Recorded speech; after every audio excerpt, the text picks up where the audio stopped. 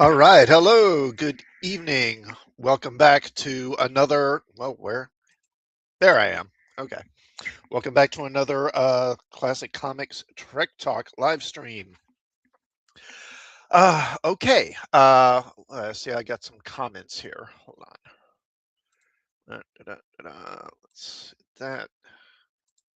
What? Oh, hello, Rogues. Hello, sir. Good evening. Thank you for being here. Good to see you.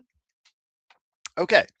So for this episode, I'm going to be taking a look at the original Star Trek series episode, Elaan of Troyius. I think this is a episode a lot of folks remember. You know, it is kind of notable. It's got a kind of a different plot than the typical Star Trek episode has, and there is kind of the romance angle to it. And it is kind of a fun episode. And as always, I will be reading from Mark Cushman's book, These Are the Voyages, for behind the scenes information on the episode. Let me get this set up here properly. Okay. So, this episode was written and directed by John Meredith Lucas. And this is an excerpt from the TV guide for December 14th, 1968. Kirk must tame a shrew when he undertakes a stormy mission of peace, taking the High Priestess of a warrior people to marry her enemy's ruler.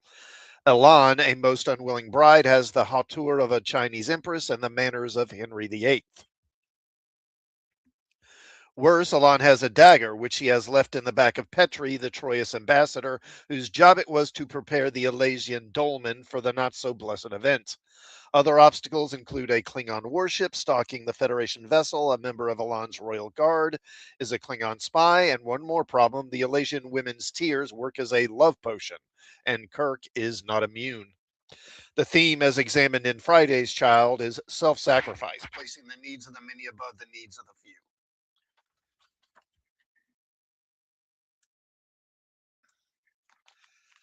Inspired by Shakespeare's Taming of the Shrew and its offshoots, Pygmalion and My Fair Lady, and with a structure reminiscent of D.C. Fontana's episode Journey to Babel, John Meredith Lucas's Elaan of Troyius is among the best of Star Trek's third year. The episode moves at a brisk pace and is filled with conflict, suspense, romance, and even humor. A lesson to be learned from the creative staff's decision concerning the plotting of Elaan of Troyius is, if you're going to copy someone, copy the best. Okay, so I'll go ahead and get into the episode here, and then I'll talk about the behind-the-scenes stuff a little later. Give me just a moment.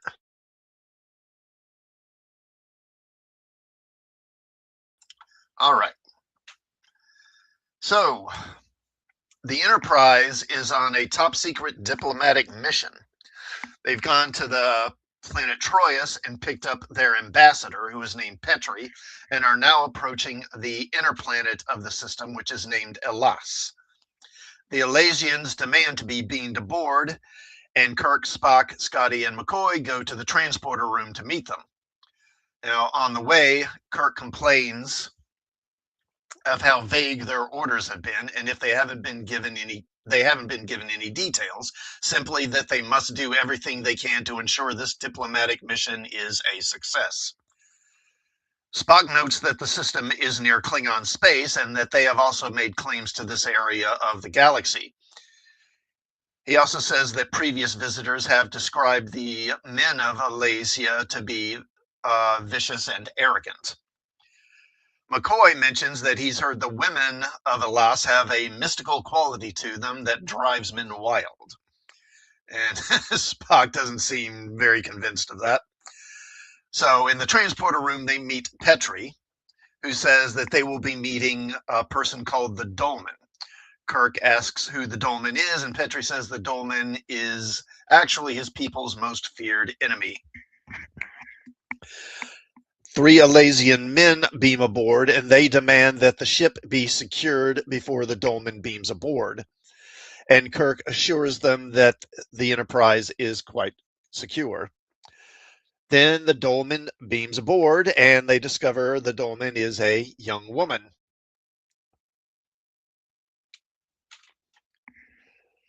So, Kirk and Spock observe that the Elasians are wearing a sort of body armor. But then a male Elasian tells them that they haven't been given permission to speak in the presence of the dolman. Yes. Yeah, Rogues. Yeah, she does. They give her a very kind of Cleopatra kind of look, kind of Egyptian looking, which I'm sure is, I'm sure that's what they were going for. As for the men's uniforms, I don't know. I don't know. I'm sure what they were going for there. Just kind of a Flash Gordon type of thing, I guess. Okay. Where was I? Yeah. So Petrie introduces himself to the dolman, who disregards him and tells Kirk to show them to their quarters. Now, Kirk tells them that he will show them their quarters, then starts to leave, but then the dolman angrily tells him that he hasn't been given permission to leave yet. So he asks for permission, which he gives, and then he leaves with Petrie. Now, outside in the hallway, Kirk demands that Petrie explain exactly what the nature of this mission is, because he's still largely in the dark.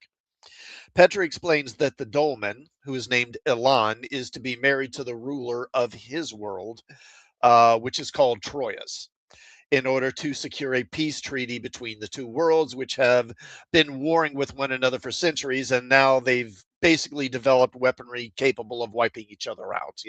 Presumably they've got nukes now, I would say. The Enterprise is to take her to Troyes for the wedding, but Petrie insists that they travel slowly so that he has time to educate her in Troyan rituals and manners before the ceremony, since she knows nothing of their customs.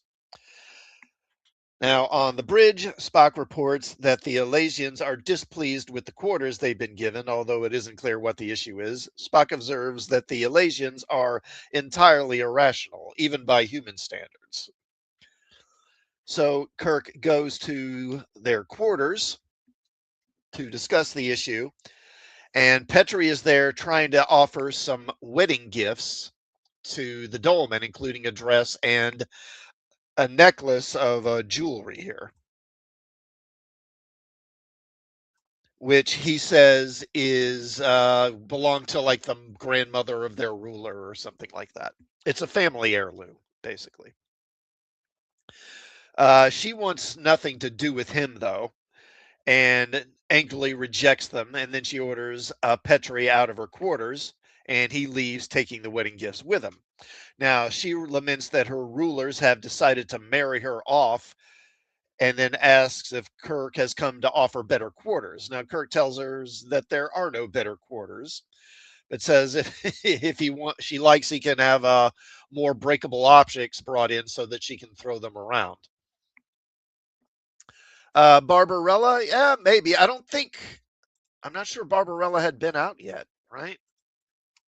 What year? What year was Barbarella? Let's look at that. Barbarella, 1968.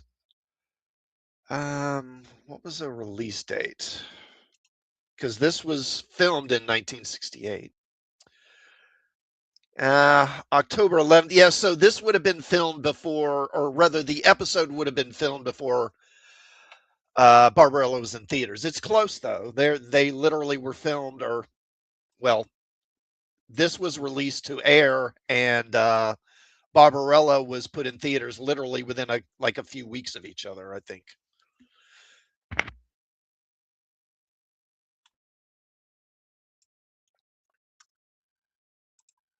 Vice versa, I guess. Yeah, I mean, it's probably just that they were handling similar material, and this sort of space fantasy stuff was becoming popular, and so it's just kind of a similarity. I think that does happen sometimes. People don't necessarily always directly copy each other. They're probably just kind of copying some other earlier source, like John Carter, in the Barsoom stories or something like that,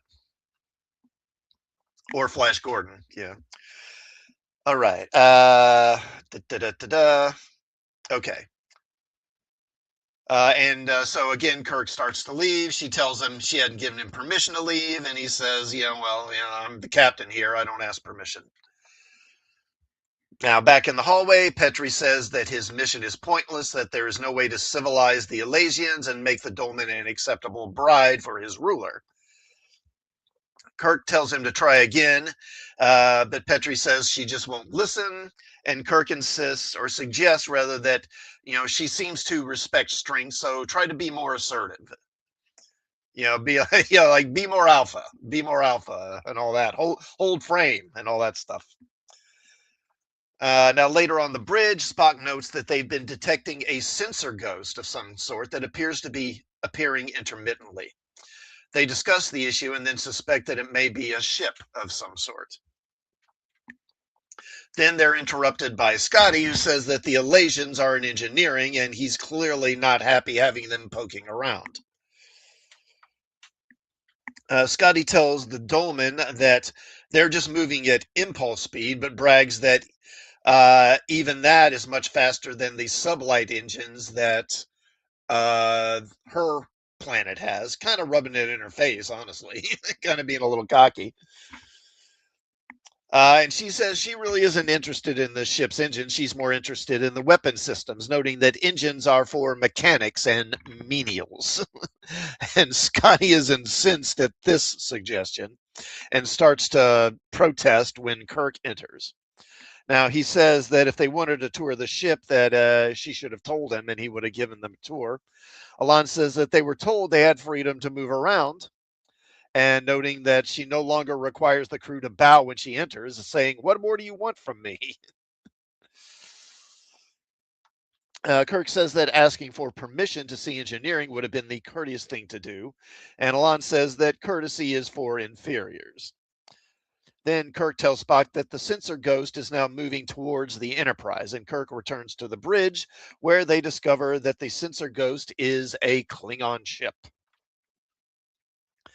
Spock notes that the ship isn't moving any closer, but is pacing them and keeping its distance.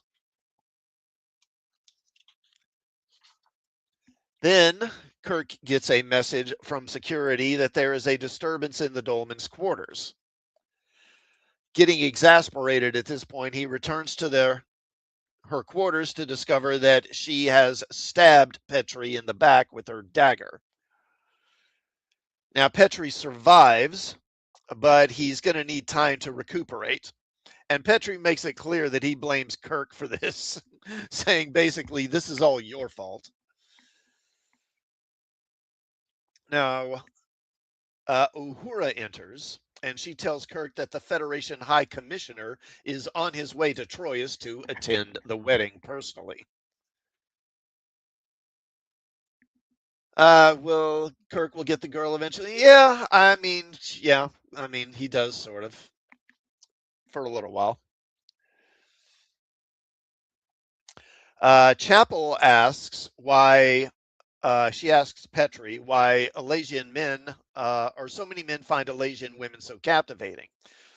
Since they seem to be, pretty unpleasant people. And Petrie tells her that the Elasian women have some sort of chemical of some kind in their tears. If a man's skin comes in contact with the tears of an Elasian woman, then his heart will be enslaved to her forever.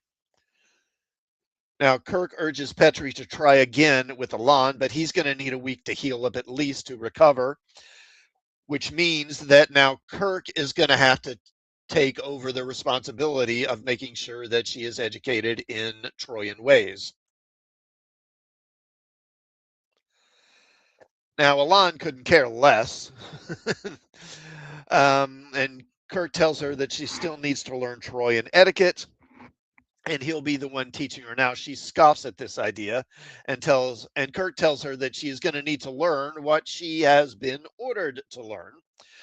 She demands that Kirk return her to Elysia, and Kirk says that that is not possible. She says that she'll never marry a Troyan as she despises them. And Kirk says that if she doesn't want the responsibilities that come with being the dolmen, then she should give up the position and let someone else have it. Elaan says that no one can talk to her that way, and she slaps Kirk. And then Kirk smacks her right back.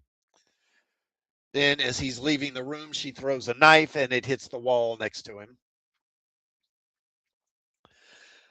Now, back on the bridge, Kirk tells Uhura to contact the Klingons and tell them to identify themselves and state their intentions.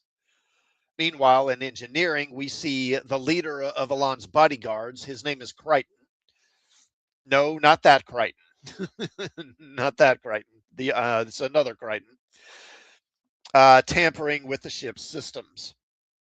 Now, Uhura tells Kirk that there is no response from the Klingons, and Kirk orders the ship to yellow alert and tells the phaser crews to stand by. Down in engineering, Crichton is caught by a red shirt, and Crichton breaks his neck, killing him. Meanwhile, Kirk tries to enter Elan's quarters, but her guards refuse to let him in. They draw their weapons on Kirk, and then Spock stuns them with a phaser.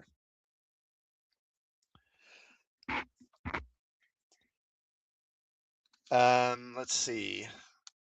And then Kirk tells him to have the guards taken to secure quarters, basically have them put under guard. So he enters the quarters, and Elaan tries to stab him with her knife, but he disarms her and tells her it's time for her next lesson in manners.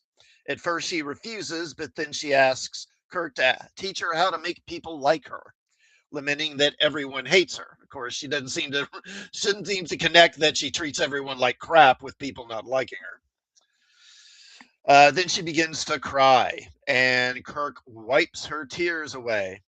Then Kirk gets dizzy and says that he needs to go, but the lure of the poon is too strong.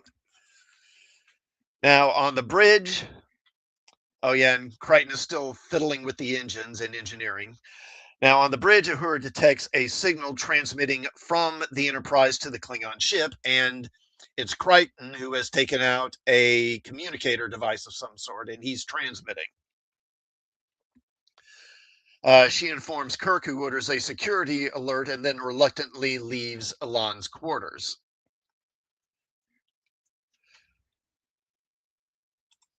Now, in engineering, Scotty tells him that they caught Crichton, and he had this communicator device on him. And Kirk recognizes that it is a Klingon communicator. Kirk demands to know what Crichton was up to, but Crichton refuses to talk, noting that he can resist any persuasion that Kirk would come up with. You know, he knows that the Federation probably isn't going to torture him. So Kirk calls the bridge, and he tells Spock to come down to perform a mind meld. But then Crichton activates a hidden device of some sort, disintegrating himself. Left without answers, he orders Scotty to check all the ship's systems for sabotage. When he questions Elaan about this, she tells Kirk that Crichton desired her for himself and was furious when he heard the news of her betrothal. So Kirk speculates that he must have struck some sort of deal with the Klingons out of jealousy in order to derail the wedding. Then Elaan asks if Kirk is going to give her up after what has happened between them. Kirk says that they both have orders that they must obey, but Elaan suggests that he could use the Enterprise to attack Troyius and destroy it, which would resolve the problem, and then they could be together. Kirk refuses this, of course, but he also can't seem to resist her, and they embrace just in time for Spock and McCoy to show up and catch them together. Now, in the hallway, McCoy asks if Kirk was exposed to her tears, and he admits that he was, and then asks McCoy if he can formulate an antidote to it. Then Sulu lets them know that the Klingon ship is now moving towards them at warp speed, and Kirk orders the ship to battle stations. On the bridge, Kirk orders Sulu to take the Enterprise out of the system at warp speed, but then Scotty informs Kirk that Crichton has rigged the antimatter pods to explode if the ship goes to warp speed.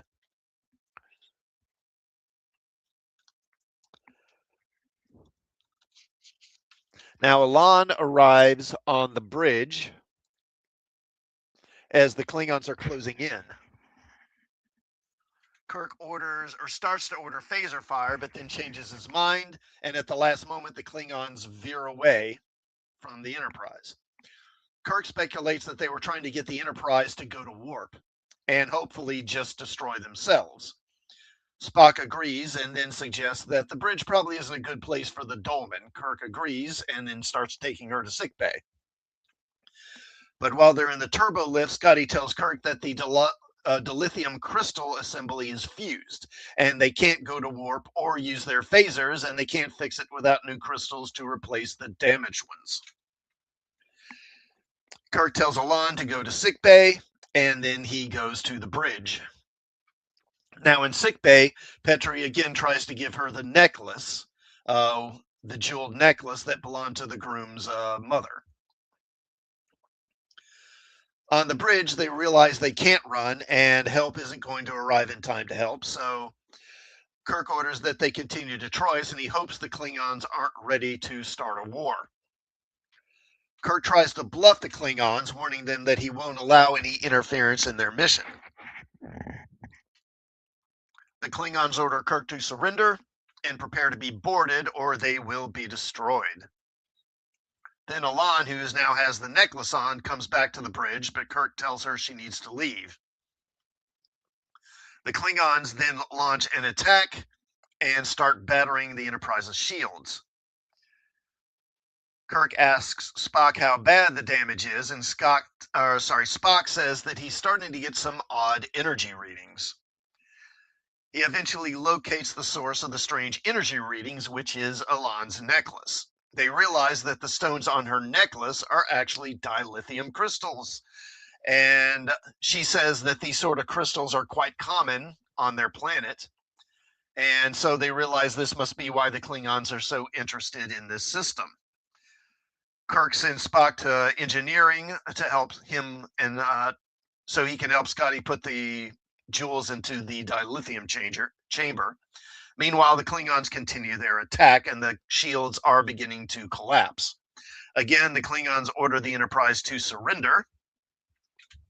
Kirk asks what terms of surrender the Klingons offer, and the Klingons say there are no terms. The surrender must be complete and immediate, or they will destroy the Enterprise on their next pass. Now, Kirk calls Scotty and asks how long before the crystals are in place. Scotty says that it will take time. Kirk says they don't have any time. Now, Spock warns that these crystals are unrefined and, they basically have been processed properly to be put into the chamber. And if they use them to power the ship, it may cause a malfunction or it may even cause an explosion. They can't be sure. But Kirk says we're just going to have to chance it.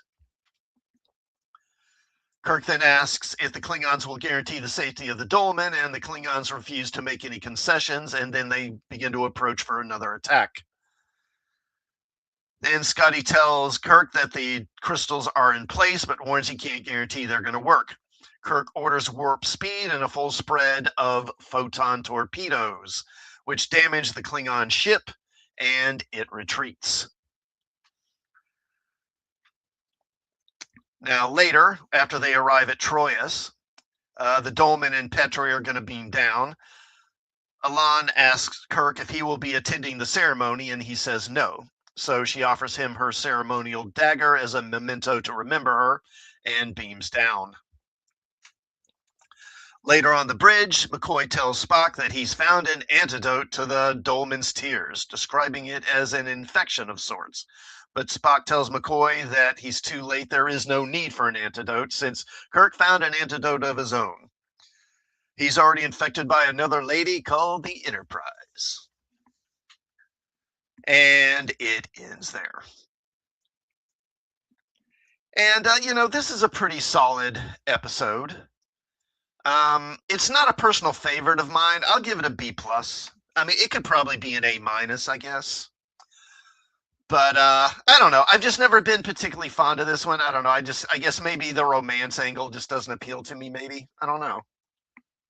I don't know why I don't like this one more. But it's good. It's a good solid episode. Okay. Let me take a drink of water right quick here. Just a moment.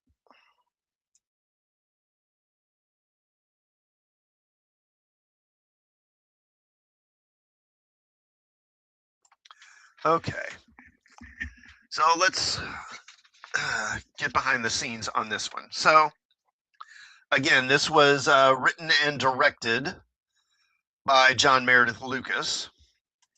And as you may recall, if you've watched some of my previous streams, John Meredith Lucas, he wrote The Changeling, he wrote The Ultimate Computer, and he also directed The Ultimate Computer.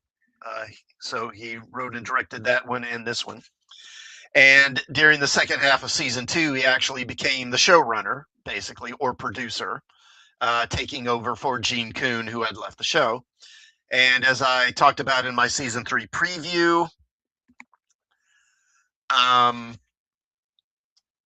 I don't know. It was never really clear why Roddenberry didn't just let Lucas have the job. It seems to be implied that, basically because he was brought in by Gene Coon, that not by Roddenberry, that, when Gene basically wanted to make sure that the guy running the show was his guy and would do things his way, I think is basically what it boils down to, which is why he brought in Fred Freiberger.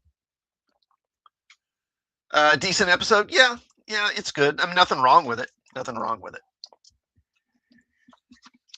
Okay. So he was written and directed by John Meredith Lucas. So to start season 3, he was given 2 story assignments from Gene Roddenberry. In February of 1968. One, called The Godhead, was based on an original idea from Lucas. The other episode, Helen of Troyius, a title which clearly made reference to the woman and the marriage behind the ancient Greek and Trojan War, had another source. Lucas admitted that it was Gene Roddenberry's idea and his story initially. Quote, "It was Gene's story on which I based my script, and I particularly liked its romance angle because there wasn't much of an opportunity to do that kind of story on Star Trek. I also liked the physical battle stuff between the Klingons and our guys." Roddenberry originally presented Helen of Troyius to Gene Coon in December of 1966 as a possible story for Star Trek's second season. But Coon never got around to putting the story into development. Robert Jessman found the plotting that Lucas used was overly reminiscent of Journey to Babel, however. Jessman, who had been in line to be the producer and therefore being the one who would develop this story further, was hoping some of the similarities between the 2 scripts could be removed, because at this point Fred Freiberger had not been brought in yet. So Jessman thought he was going to be the producer, probably. And again, I kind of went over that in my season 3 preview. If you haven't watched that, of how Jessman, basically got the rug pulled out from under him at the last minute and found out that, oh no, you're not going to be the producer. In the story as presented, Kirk is transporting Helen, and this is in the original script, right? The original story, at least. Kirk is transporting Helen, a princess of a sort, from one warring planet to another in hopes that her marriage to Petri, this was the name of the ruler of the other planet at this point, in hopes of putting an end to a war. Complications arise when Kirk, who has the task of teaching this near savage woman manners, becomes romantically involved with her as a result of a love spell. Helen, after meeting Petri and discovering him to be quite the charmer, then casts Kirk aside for her new love and future husband. The character, of course, would undergo significant changes. The love exchange between Helen, who would later be renamed Elaan, and Kirk would have much greater impact on both after rewrites. Now, as is often the case, this went through a lot of rewrites, a lot of revisions, a lot of memos being sent back and forth. I'm not going to go through all of it because it would get tedious. I will hit some highlights here and there. So in Lucas's revised outline on March 20th, nearly all the similarities between Helen of Troyius and Journey to Babel were still evident. Jessman, having already said his piece, ignored this aspect of the story structure. Basically, he gave up. He had wanted repeatedly them to change it because he said this is too much, kind of playing out too much like Journey to Babel. But by this point, they weren't. He wasn't getting the results, and so just kind of quit harping on it.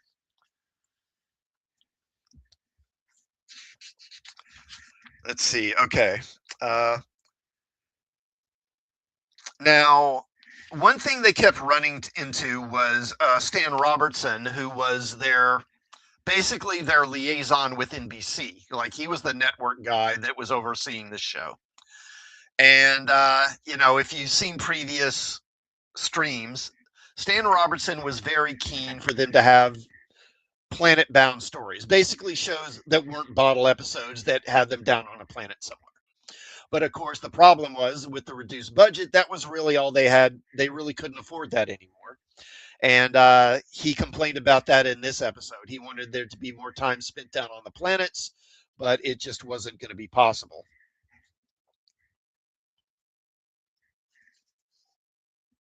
Okay, the first draft script from John Meredith Lucas was received on April 12th.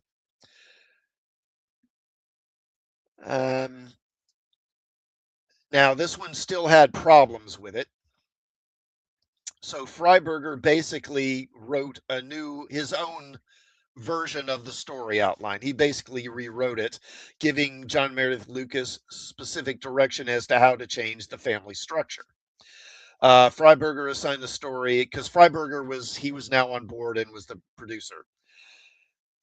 He's the one who changed the name of the title from Helen of Troy to Elaan of Troyius. He's the one who made that change. Lucas then did another rewrite. He turned in this new first draft on May 16th. Freiberger thought that this was good enough to accept as his official second draft, therefore fulfilling the writer's contract.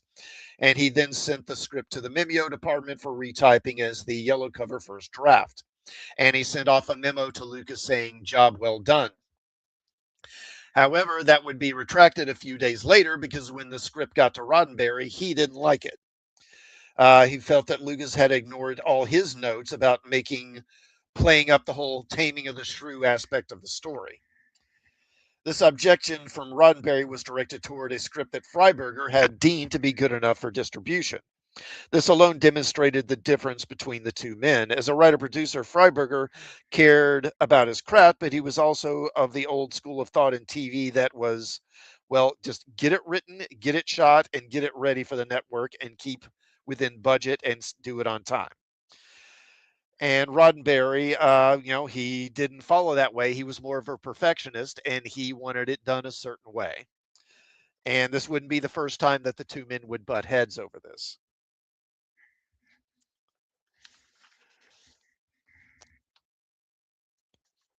So Lucas was then called in to do another rewrite on his previous rewrite. Um, and then this was eventually sent to the script editor, Arthur Singer, who would do a bit of a script polish on it. Singer's final draft, dated May 23rd, with additional page revisions from May 24th, was sent to NBC. Now, when it got to NBC, there was another issue because the network didn't like the scene where Helen or Elaan and Kirk slap each other.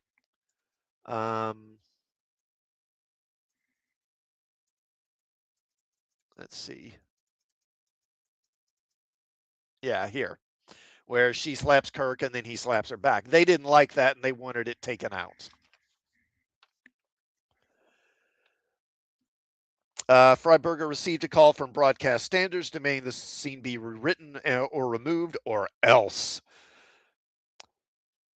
Gene Messerschmidt of Broadcast Standards followed up with a memo to all concerned insisting Freiberg keep his word on taking the scene out, writing, quote, Mr. Freiberger advises that Elaan striking Kirk will be a result of hysteria, and his slap is meant to calm this hysteria rather than as a retributive action. If this is not established, Kirk's slapping of Elaan must be deleted, since it would be possible for him to stop her abuse by some other means, such as by catching her forearm with his hand. Freiberger had already decided he would have the scene shot two different ways. Roddenberry's way had no hysteria. Elaan slaps Kirk because he defies her authority. He then slaps her back because she defies his authority. Freiberger, with his revised final draft on May 27th, which was the same day the memo from Broadcast Standards was received, made two changes helping to pacify Messerschmitt. First, Elaan strikes Kirk, but she doesn't slap him once. She slaps him, then slaps him again before Kirk retaliates. But then the second slap was later edited out of the episode. Second, after he hits back and we think he has gotten the better of her, she lets a knife, she throws a knife at him. And establishing that Elaan is clearly not a helpless woman and she can hold her own. The Roddenberry Freiberger version of the scene was put into the episode with hopes the NBC censors would feel differently once they saw how it played out, and fortunately they did. Hey, Gwagnar. Hey, man, thanks for stopping by. Good to see you. Always glad to have you, man. Okay.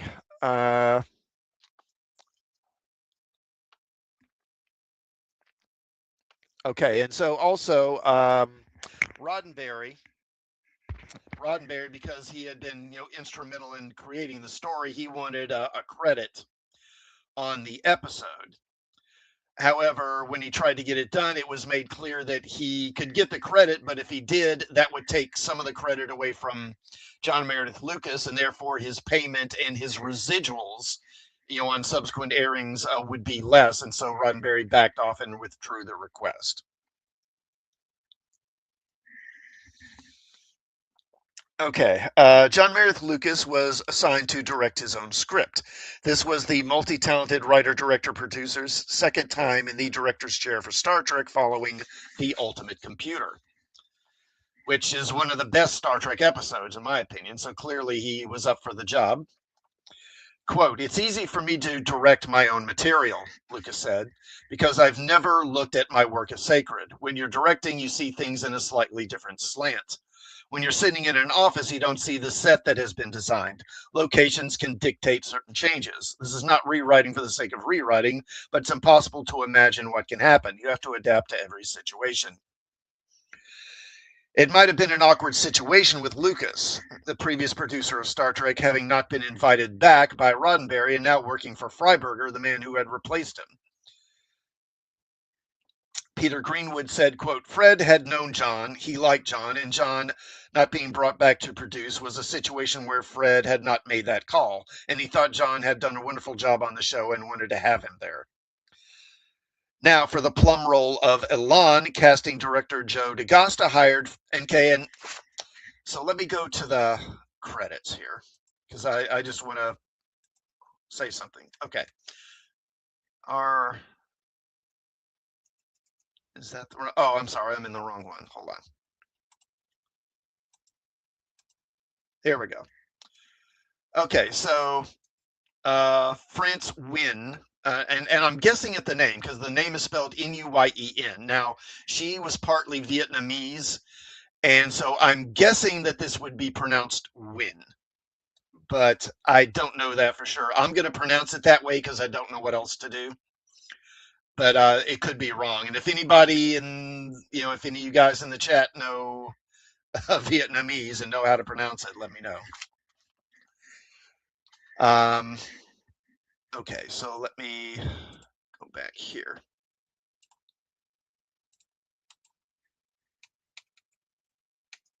There we go. Okay, so for the plum role of Elaan, casting director Joe DaGosta hired Frances Wynn. France Wynn. France Wynn was born of Vietnamese and French ancestry, and she actually was raised in southern France. Wynn made her film debut playing Liet in the 1958 big screen version of South Pacific, for which she earned a Golden Globe Award. In an interview for this book, she said, quote, "I have Joshua Logan, the director of South Pacific, to credit for my entire career. I wouldn't have had a career in acting if it wasn't for him. I knew nothing about theater, nothing about movies. I knew nothing about television. I didn't speak English, but I spoke French, and Josh spoke some French as well. He discovered me while casting for South Pacific, and he gave me the script for The World of Susie Wong. He told me that he had been searching to cast the role of Susie Wong for several years, and he said, if you can learn this by September, I'll put you on Broadway. I was brand new in this country and I had no idea of the prestige or history of Broadway. I knew nothing about show business, but I learned the script phonetically for Josh. Soon we were rehearsing, and then we opened in Boston and Philadelphia, and then we went to New York. I was 19 and I was on Broadway. It was like a fairy tale. Susie was the best training ground an actress could wish for, and it gave me the foundation for my whole career. And now, I've never seen the play, so I don't know what it's about, but it's like some kind of a romance. And the male lead in The World of Susie Wong was William Shatner. The play remained on Broadway for about a year. France made the cover of Life magazine, and she won the 1959 Theater World Award for her performance. And, this is 1959, so interracial relationships were still, I think kind of pretty exotic and pretty unusual.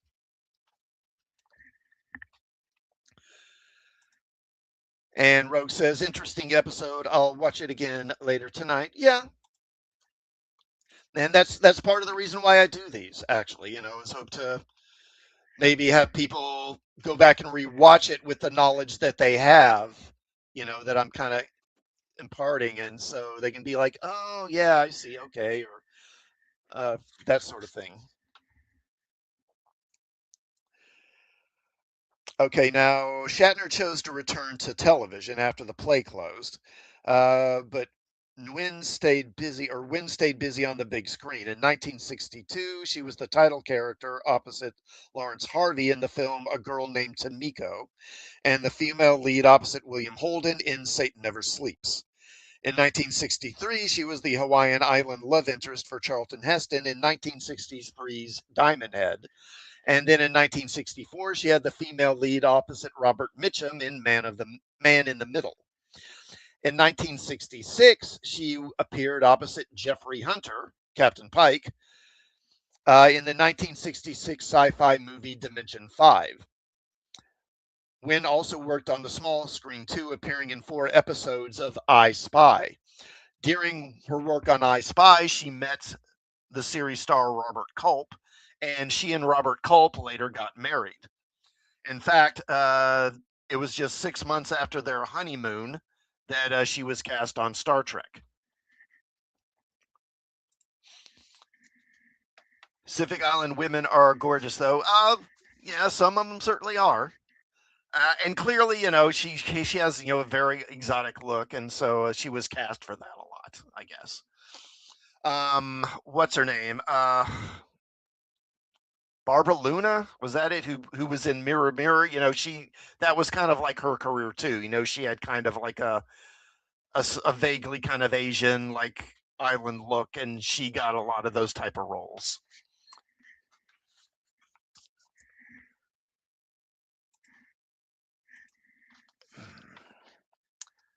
Okay. Wynn said, I got the part for Star Trek from a phone call through an agent. I watched very little television. I still had trouble understanding English because they spoke so fast on television, and I still hadn't gotten used to the rhythm of the American language, so I hadn't seen Star Trek. I don't recall being interviewed. I spoke to a production manager who gave me the script. Someone said, come in on Friday at 5 and we'll fit the clothes on you. And on Monday, I was on the set filming. Now, they note here that according to notes from the studio, it was actually a Wednesday, not a Friday. Regarding her risque wardrobe, yeah, there's a good shot of it. Wynn said Bill Theiss had designed 4 beautiful and daring outfits for Elaan, revealing more than television had seen in those days. At this point, women were still largely wearing one-piece suits, while in France we were already wearing bikinis, so you can see that Elaan's outfits for America were quite daring. And they weren't a problem for me, and I feel that Elaan's wardrobe contributed to the character and presence of the princess. Okay, now Jay Robinson. Let me get a better. There he is. I think I got a better shot of him. There he is. And if you watch TV in the 70s, you recognize this guy because he would pop up quite a bit. Jay Robinson was attempting to revive his acting career by taking this role as Petrie. Robinson had a big start to his career. He played the Mad Emperor Caligula in the 1953 film The Robe, where he stole the show away from the stars Richard Burton and Victor Mature. However, Robinson was quickly tapped for the 1954 sequel, Demetrius and the Gladiators.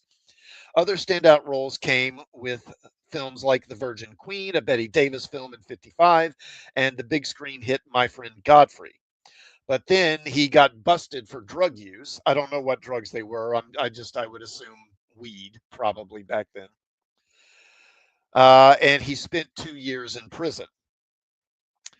And back then, Hollywood wasn't as forgiving as it is now. And so when he came back out of jail, his career was basically dead. A harsh come down. You recognize him, Rogues? Yeah. Yeah, he had a lot of bit roles on TV. In particular, I'm pretty sure he was on one of those Croft Brothers shows on Saturday mornings. In fact, I think he might have been Dr. Shrinker. I think maybe he was Dr. Shrinker. I'm not sure.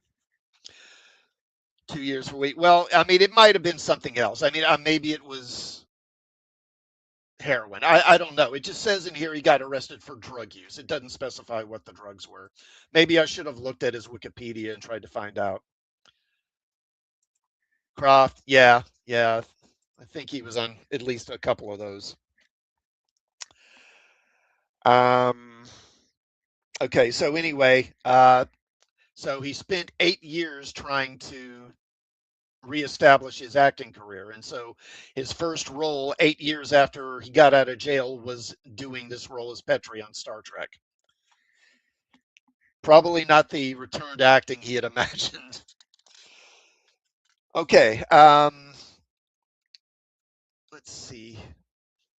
Okay, now this guy here, I don't know if I have a better image of him, but this guy here is Victor Brandt, and he's playing a red shirt named Watson. And he's the guy that gets his neck broken. Um, I don't know. Okay.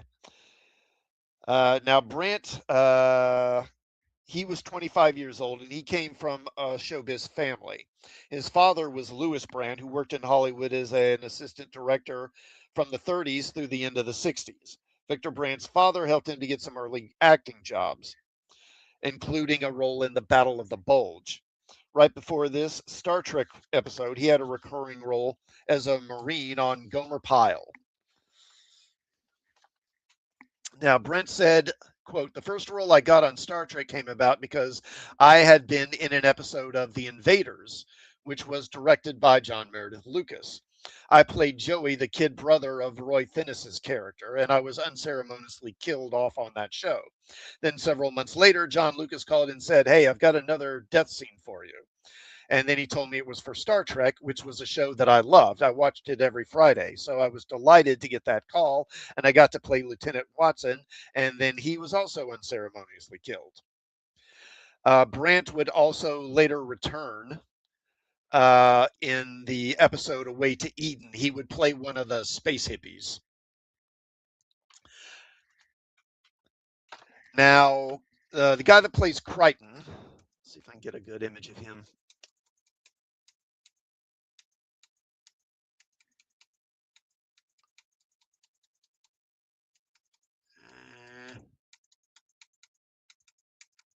Eh, not in that one.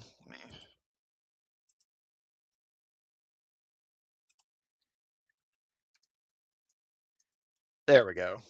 Is that a better? Yeah, I guess that's a good one for him. He's a little in shadow, but that'll do. This was Tony Young playing Elan's top guard and the Klingon spy.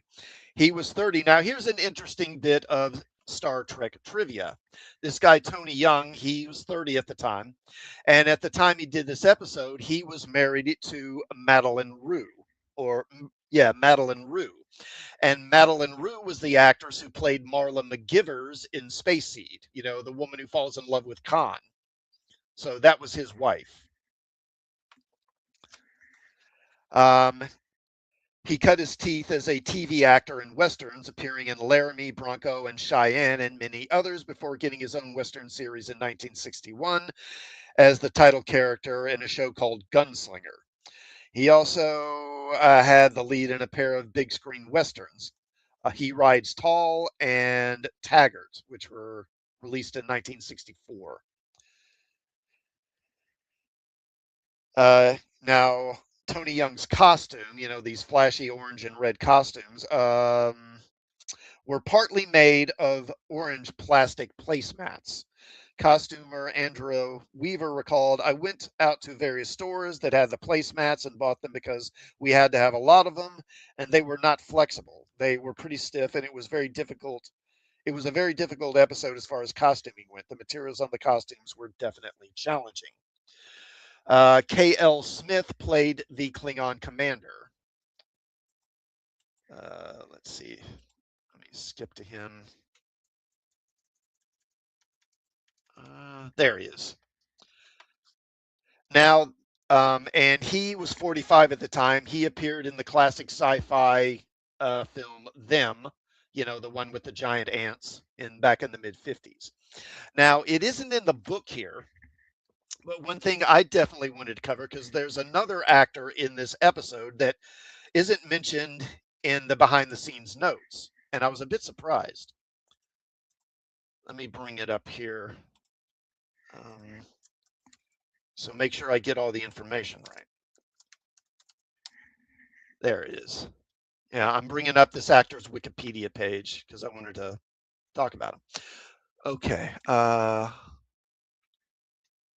Get back here. Okay. Let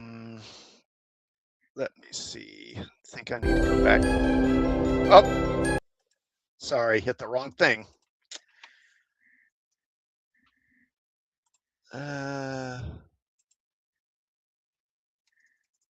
See if I can find a good image of him. Okay. Well, you can't really see his face though. Dang it.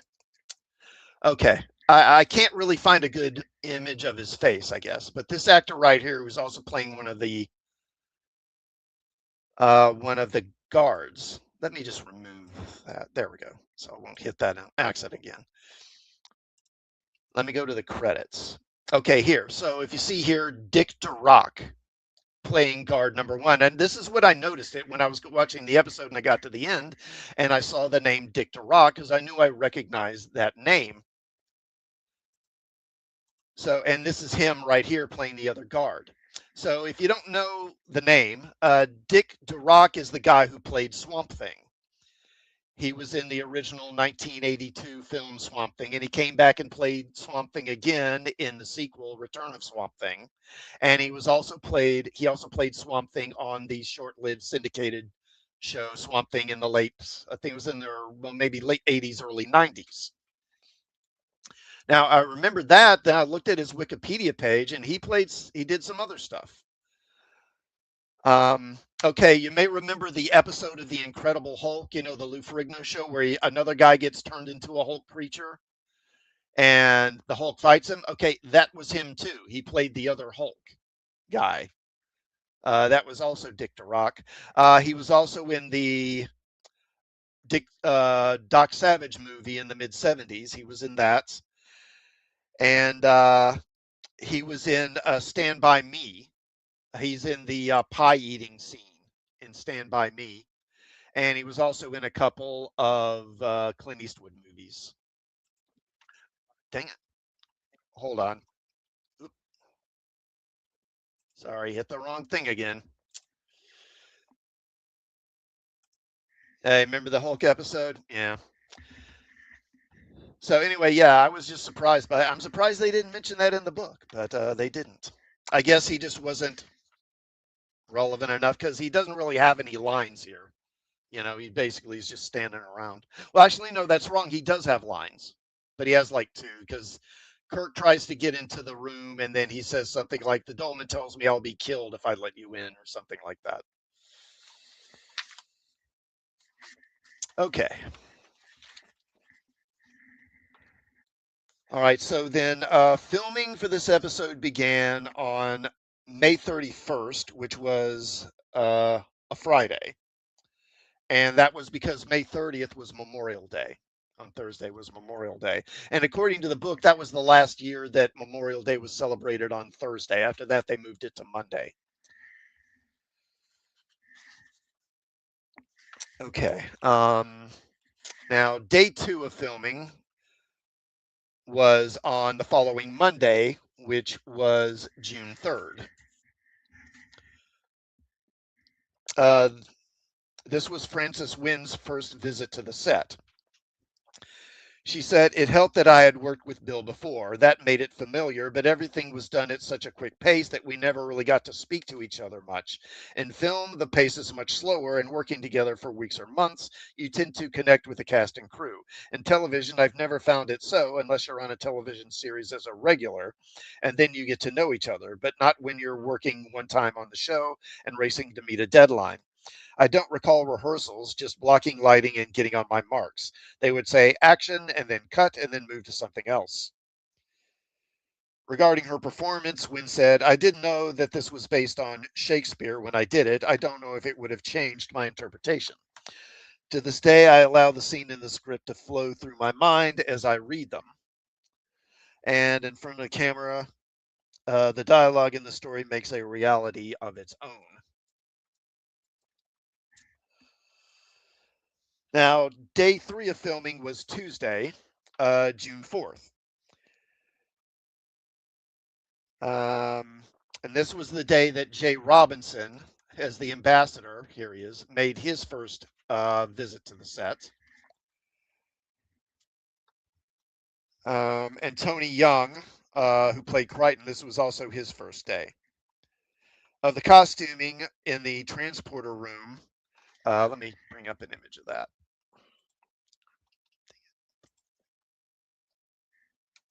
Let's see. Yeah, again, there's a good shot of her. She said, I guess my wardrobe for Elaan was the most painful I ever wore. Every plate for her armor was glued to my skin, and after a while, the skin would start to come off. What we go through to make fantasy look real, but it must have been worth it. I am more known for my one Star Trek episode than anything else I've ever done.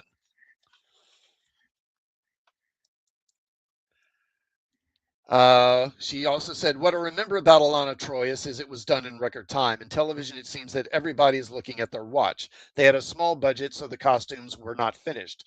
By the time I got on set, they basically just had to glue the costume onto me to make it fit. And also, as an aside, I mean, this isn't really relevant, but this was also the day I was born, by the way. I was born in the wee hours on this day. All right, so day four, June 5th. The following day, this was the day that Robert Kennedy got shot. The cast and crew arrived at work to the news that he had been shot earlier, several hours early in the Ambassador Hotel in Los Angeles at 10 past midnight.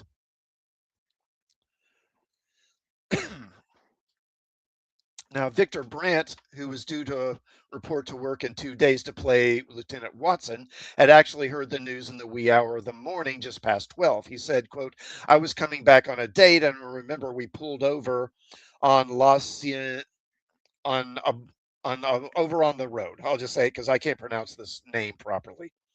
And if I pronounced it incorrectly, it might not sound good. But anyway, when he heard, he pulled over to the side of the road because he was in shock. Um, those with early call times the next morning on Wednesday had gone to bed early, and so they had no idea of what had happened.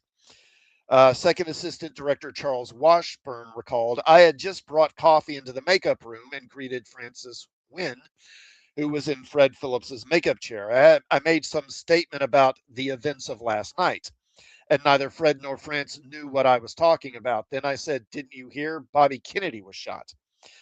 France gasped and jumped up and began screaming. France and her husband at the time, actor Robert Culp, were very active in civil rights causes at the time and were ardent supporters of Bobby Kennedy's presidential campaign. She must have taken at least 5 minutes to settle down. Neither Fred nor I dared disturb her. We just stood still and waited for her to calm herself. Nguyen said, "To me, this was a terrible event. Robert Kennedy was a man I admired greatly. I miss his presence, his eloquence. We have so little integrity and concern for humanity and justice in politics these days. He was a brilliant, very special man. I think his death was a great loss for our country." Washburn added, "France got through that day's scenes like the professional she was, though with a great deal of difficulty. Whenever I see the episode Elaan of Troyius, I'm reminded of those moments as I look at her performance in the scenes that were filmed on that sad day." The first of those performances was Elan's heartfelt farewell to Kirk in the transporter room. More shots in the corridor followed. Outside the transporter room was Shatner and Jay Robinson, and then into Elan's guest quarters for the stabbing scene of Petrie and the first of many heated exchanges between Kirk and Elan. The excellent scene on screen gives testament to the cast's devotion to their work. Towards the end of the day, the scene in which Elan throws a knife at Kirk was filmed. Slow down your DVD player and you'll see it is Shatner, not a stuntman who allows the dagger to sail by mere inches from his head. Okay, then on day 5, on Thursday, and there was more sad news as they found out that Kennedy had died the previous night, a little more than 24 hours after having been shot. It was another emotional day as the love scenes were filmed between William Shatner and France Wynn in Elan's guest quarters. Day 6 filming, which was Friday, June 7th. This was the only day that Victor Brandt was on set. First, a scene where he explained the workings of the engineering sector to Elan. Let me skip to those. Yeah, it was right around in here because that's Brandt right there. And then the scene where he gets killed by Crichton, which I think I have that where Crichton breaks his neck. Yeah, there it is. There's him getting his neck snapped. Um, okay, so Brandt said, quote, "I remember my first impression walking onto the set and walking behind it was seeing it was all plywood. When you watch the show, you buy into the illusion and go for the ride. And when you do the show and go behind the scenes, you realize that it's the genius of Hollywood to create these illusions. And it was amazing to see. I mean, the sliding doors on the bridge were just a guy on each side pulling a rope.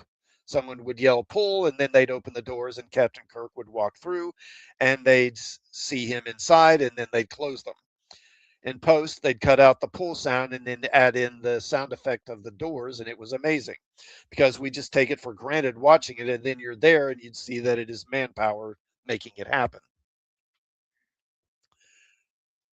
Regarding France Wynn, Brand said, "I was really intimidated by her. She scared the crap out of me.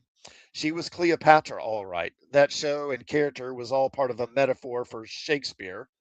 And France Wynn was really in character, and she was intimidating as a person with the energy she had, and she was so gorgeous. I think she was also enraged over the death of Bobby Kennedy, and maybe that was part of what I picked up on. In my scene, I'm explaining to her how the ship works, and I didn't know what the hell I was talking about because your mind goes the moment you look at her.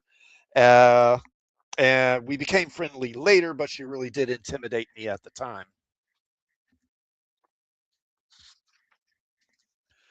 Of his death scene, Brent recalled, "I got my neck broken and I laid on the floor for about half a day.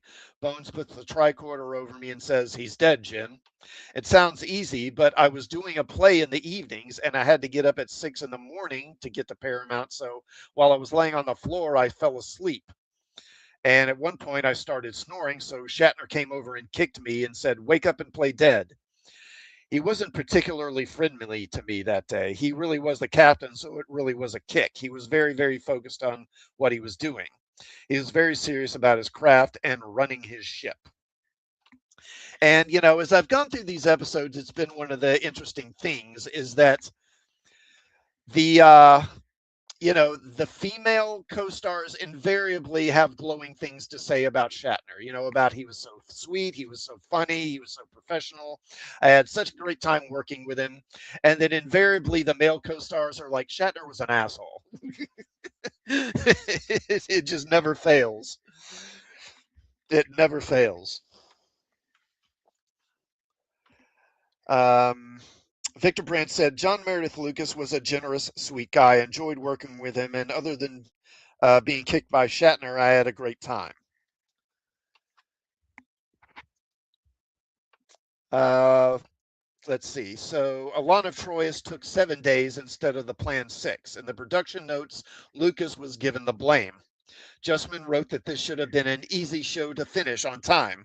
What the math could not be accounted for was the effect of Robert Kennedy's death on the cast and crew, and a script that was, as the editing phase proved, to be too long. Oh, yeah, that's another thing. So there was actually a whole scene where they added in an arboretum for the Enterprise. That was going to have a scene where Spock is playing his Vulcan harp, and he and McCoy and Uhura have a conversation. And that entire scene was cut out because the episode was too long. So they spent half a day filming that scene and building that set, and it was all for nothing. Okay, now one interesting thing, and this surprised me when they made the assertion in the book. See if I can find a good shot here.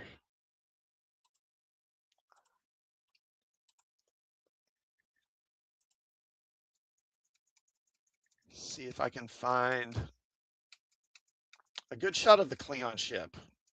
That's good enough, I guess.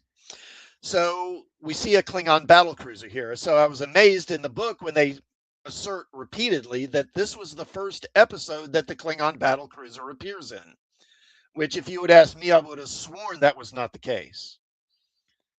But apparently it was. This was the first episode to have the Klingon battle cruiser. There, yeah, kind of the phaser's kind of is obscure it there, so that's a better shot. Elaan of Troyius wound up costing $180,483, exceeding its budget by about $2,121. 2 episodes into the season 3 was already in the red for $5,943, or in 2014, that's when this book was published in 2014. In 2014 dollars, it was about 40,000, which by now, who God knows what it would be, probably at least double that. Now, as happened with the Corbomite maneuver during season 1, this episode was filmed early on, but didn't air until later because of all these special effects shots that were in it. The episode aired on December 20th, 1968.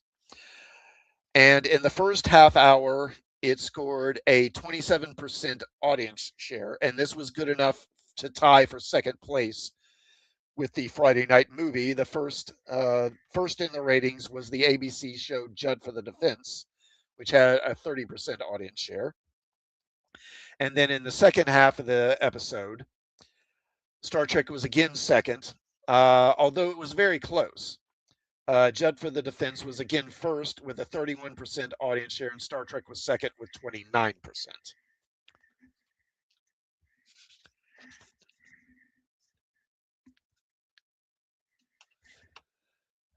David A. Goodman, co-executive producer on the animated series Family Guy and Futurama, and also writer of the Futurama parody episode Star Trek Where No Fan Has Gone Before, one of my favorite episodes, which, if you watch my stream, sometimes I put some footage from that into the stream. I didn't do it today because I was in a bit of a hurry. Anyway, David Goodman said, quote, "As a kid, I cared that this was the only time we get to see the Enterprise battle Klingon ship. It ends up being memorable in pop culture history because people who aren't fans assume there were a lot of episodes where they were in space battles with the Klingons, but it was only this one. It was with great pride when I was watching Crimson Tide and Denzel Washington's character says, quote, remember the Star Trek episode where they're battling the Klingons and he calls Scotty and says he needs more warp speed. Even though it sounded like it could be any number of Star Trek episodes, I knew, in fact, that this was the only one."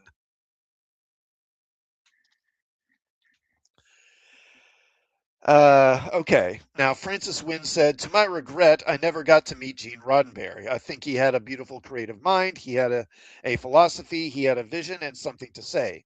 I'm very grateful to have been asked to do a Star Trek. It is a timeless concept. It was definitely a production that was struggling to put it all together with whatever money they had, but they succeeded to create another reality, an idealistic space and time, which still fascinates millions of fans more than 40 years later. And I feel grateful to the director, John Meredith Lucas, who wrote this wonderful script. Bijou Trimble said there were some nice ones during the third year. There were some that you could really remember. I thought Alana Troyius was excellent, and I thought, why didn't they have the spoiled brat character in here earlier? Because certainly that kind of unlimited power would make a spoiled brat out of anyone. Regarding the wardrobe design for the episode, Trimble said, quote, you could always tell by the costumer whether Bill Tice liked somebody or not, and he was clearly entranced with France Wynn's exotic look. Later, several of the dresses were auctioned off. This is the dresses she wore in the episode, were auctioned off to have food delivered to HIV patients who were alone and bedridden, to where they couldn't leave, per the wishes of Bill Thice. Gene got Paramount to donate most of the costumes from this episode for that cause. All right. So that'll do it for this episode. And Rogue says they hated Roddenberry, so the show was eventually canceled. Yeah. Yeah, pretty much. And I'll deal with that later, as the season goes on. I'll be talking more about that. Okay, so I should be back next week, next Tuesday, for another live stream. And for that episode, I'll be covering the Paradise Syndrome. Of course, this one everyone remembers. This is the one where Kirk gets bonked on the head and gets, soap opera amnesia and then thinks he's a Native American.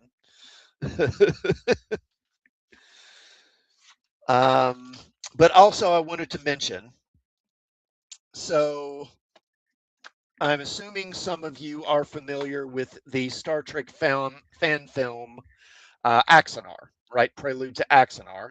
And there was a sequel called Axanar that was supposed to be done. And I forget the guy's name. Let me look. Let me get his name right.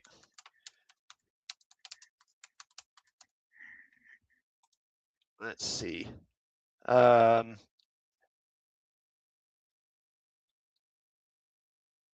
see. So I think it's Alec Peters, right? Yeah, Alec Peters is the guy's name. So he's the guy that really engineered Axanar, the whole project. Let me. I can bring up an image.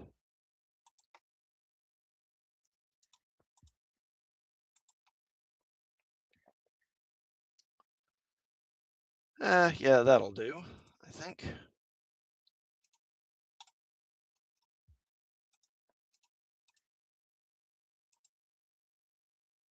And I'll remove that. Share screen.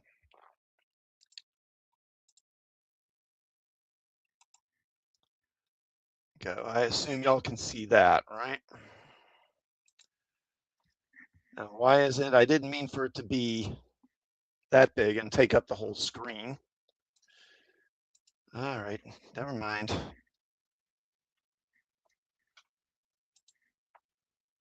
So let's stop sharing. Okay. Yeah, for years. Yeah, for years. Yeah. So. Oh, and hey, manliness and motivation. Good to see you, man. Thank you for stopping by. Robert. Oh, he worked on Axanar. I didn't know that. Well, yeah. I mean, the work on this has been going on for at least a decade, right? So I don't know if any of you have seen it, but I think it was just yesterday, early yesterday morning, Alec Peters announced that Axanar is going to have its world premiere. It's done, and it's going to have its world premiere at the San Diego Comic Convention at the end of July, so in about a month and a half. And I don't know. He didn't say when it would be premiering on YouTube. I assume it'll be shortly after that. And when it does appear on YouTube, I will see it and then probably do a stream where I review it and I talk about the movie.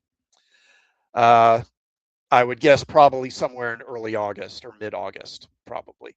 And actually, it'll probably be one of the last streams I do before I have to take another hiatus because at the end of August, I'm going to have to go back to my graduate program full time, and I'm not going to be able to do the stream. So those will be put off again probably till December. But I plan to keep doing them between now and then. Rogue says, looking forward to it. It feels like the '60s show. Yeah, they definitely embrace the original aesthetic, and I think that's why people like it. And I think they show that that it can work. It can still be done and be workable. At least for fans, at least for longtime fans of Star Trek. I don't know if younger, newer fans are going to dig it or not, but it'll be interesting to see. Would be interesting to see what the viewership numbers are going to be on Axanar and like how they skew age-wise, because I'm sure they'll skew older. And I don't know how much younger folks are going to dig it. Young folks, what we've seen is that they really come out for those indie horror movies. They've made Obsession and Backroom's a big hit, and that seems to be more what they're into. Um, but anyway, so please do like the stream if you haven't already, and please do sub to the channel if you haven't. So coming up next, I will be back for Earth's Mightiest Mondays with my friends Jay and Decepticon. And again, I'll be streaming next Tuesday. That's probably pretty much all I'm going to have going on for the near future. Manliness and Motivation says something that doesn't insult the fans would be playing. Yeah. One would, if we would be really lucky, the people who are taking over Star Trek, over at Paramount, or not Paramount, but who is it that bought? Was it Oracle who bought them? No, Skybound, or what's the name of the company that bought Paramount? I forget the name of them now, but that they would take a cue from that and do something. Oh, you just saw Masters of the Universe? Oh, okay. What did you think of it? Because people have opinions vary widely on that movie, but that Paramount, the people who are taking over Star Trek would see this movie and take cues from it and do stuff more along the lines of what this movie does. I forget the overall corporate name. Yeah, I can't remember. It's Sky something. I want to say Skybound, but that's a comic book imprint. I forget the name. It's Skydance. Maybe it's Skydance. I don't know.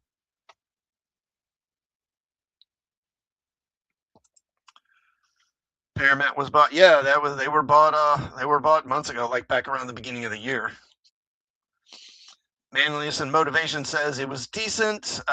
Music was decent. Brian May was involved and credited. Yeah, I heard he did some of the soundtrack. So you thought it was okay? Maybe I've kind of gone back and forth because originally I was kind of interested in seeing it, but then like the night before it was gonna be released, which was gonna be on my birthday, actually. The night before I saw Midnight's Edge, Tom on Midnight's Edge do his review, and he hated it. He just eviscerated it. And so I was like, okay, maybe I won't. And I wasn't able to do it anyway because I had an issue with my house and I had to do some house repair, so I wasn't going to be able to go see it anyway. And then I couldn't see it that weekend because I was with my National Guard unit. And so I got back and thought, well, maybe I'll go see it. But then I heard some other negative stuff and was like, okay, maybe I just won't. Yeah, J-Man likes it. A lot of folks like it. J-Man likes it. Other folks have been positive about it. So I guess I'll probably wind up seeing it, but maybe this weekend. I don't know. But anyway, I guess that'll go ahead and do it. Thanks to everyone who tuned in for the stream, everyone who will catch it on a rewatch. Skeletor was great. Yeah, I've heard that Jared Leto was good. He was good in the role. Um, Honestly, probably people like him in the role because they can't see his face. And I'm not joking. I think that may actually be the reason. People just don't like him for some reason. And honestly, this is the thing. I suspect that a lot of guys don't like him because the guy, he's like too much of a pretty boy, and they don't like him maybe for that reason. And I think also people don't like him because he's a bit weird.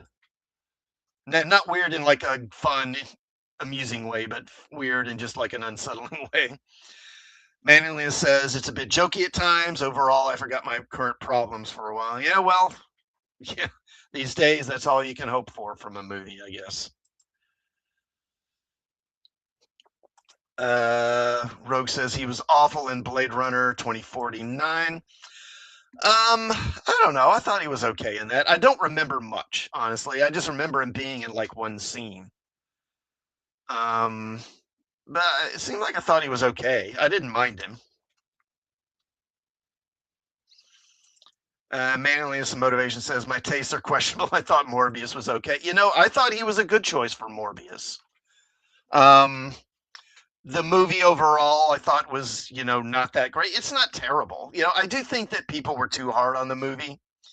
But I think a big part of the problem was they really overdid the CGI in that thing, particularly like at the end when he and the other vampire, Matt Smith, who's the other vampire, because in the movie when they're flying and stuff, they've got these like little trails behind them, CGI trails behind them, and when they're both fighting, it just obscures everything, so you can't see what's going on. I'm watching them fight, and I'm like, what am I even looking at here? Sometimes, CGI, you don't, you need to maybe be more subtle with it. Thought Morbius was a good 2010 superhero movie. Yeah, that's kind of what I thought. I thought it would have been a pretty solid movie back in like the mid 2000s, like around the time that like the Fantastic Four movies and like Ghost Rider, and that stuff was out. It would have been pretty solid back then. But yeah, okay, that'll wrap it up, folks. Again, thanks for watching, and I'll probably, hopefully, catch you guys Monday night on uh, Mondays, Earth's Mightiest Mondays, and maybe I'll see you in some of Jay's other streams. I see a lot of you guys there too. You say what? I feel the same about Shazam, Rogues. How do you mean the same? I'm not sure.